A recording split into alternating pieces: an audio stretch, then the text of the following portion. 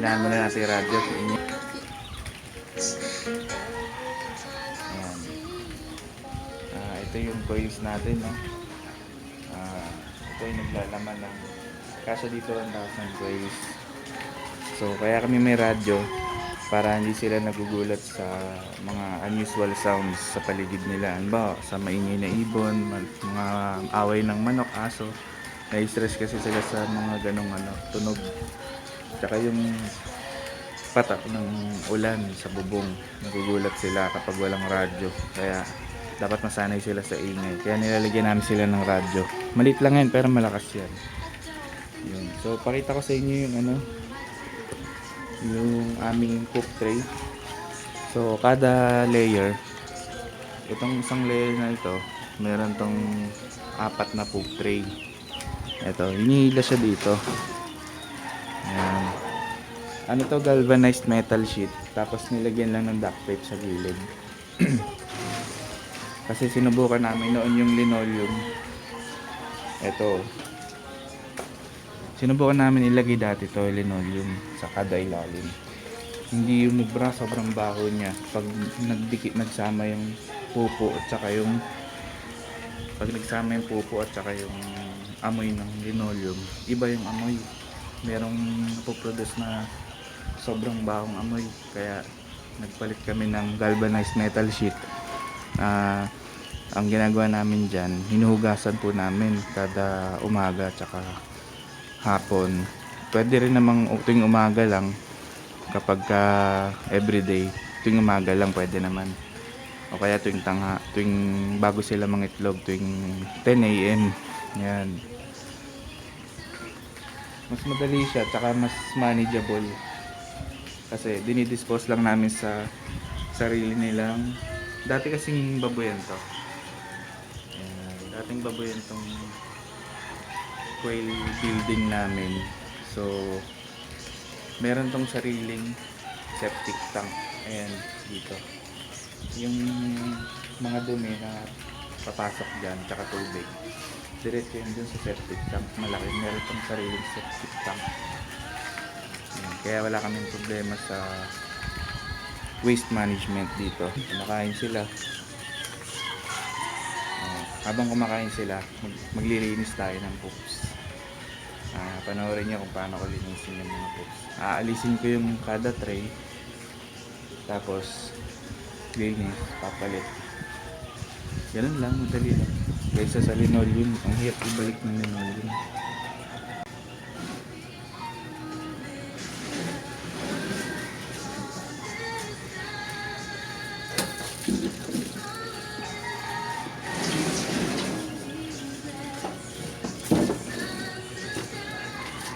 Pag tinanggal yung yung dalawang cook tray, pinapalitan ko muna na ito ng linoleum.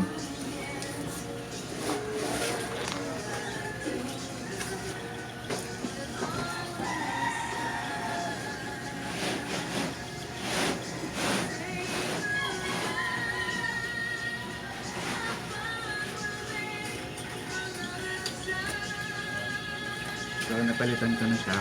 Tignan nyo guys. So ito, pansamantala lang to, itong linoleum. Pagka nalinis na natin yung poop tray nila, ibabalik natin agad. Tapos lilinisin din natin itong linoleum. Ito yung dati naming gamit, kaso mabaho eh. Mas maganda nga sana kung doble ng mga poop tray meron tayo. So kung meron tayong 20 poop tray, dapat meron tayong another 20, so 40, para tanggal kabit lang ng poop tray. So start na po tayo maglinis ng poop tray.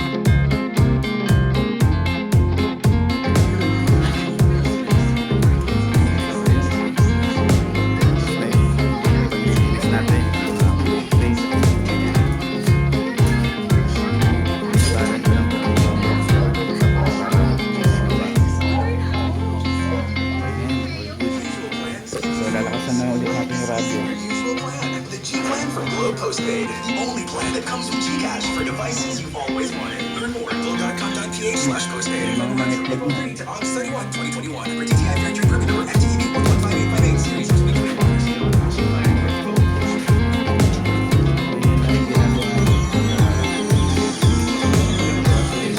Pag natapakan po nila,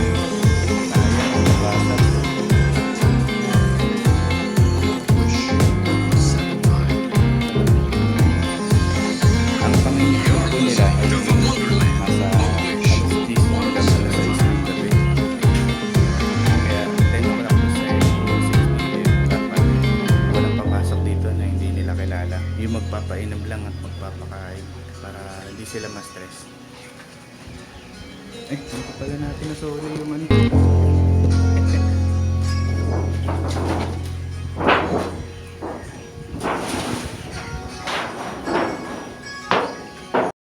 So, tapos na natin mapakain, mapainom at malinis ang kanilang poultry.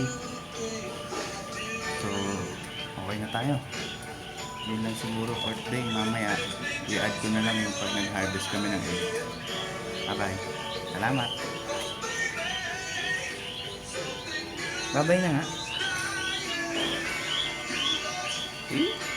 Ayaw po. Bye-bye na nga eh. Ayaw. Bye-bye na nga. Sige na, i-close mo yung YouTube mo. Oh. Bye-bye na.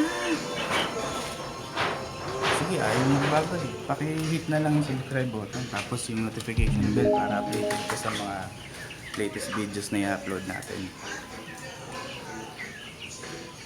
Meron tayo dito ng 45 days gagawa ko ito ng video. Papanood ko sa inyo sa ating next episode. Oh, bye-bye na.